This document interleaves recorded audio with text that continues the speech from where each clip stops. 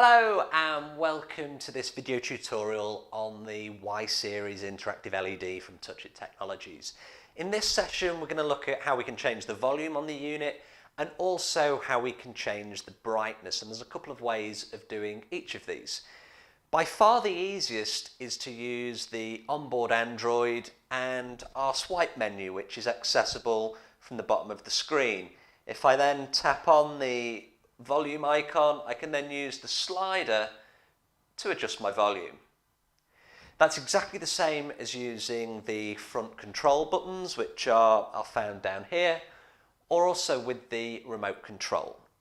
In terms of changing the brightness of our screen, I can do that as well from the onboard Android swipe menu. And if I tap on the icon here, you can see that I can adjust the brightness of my screen straight from the menu.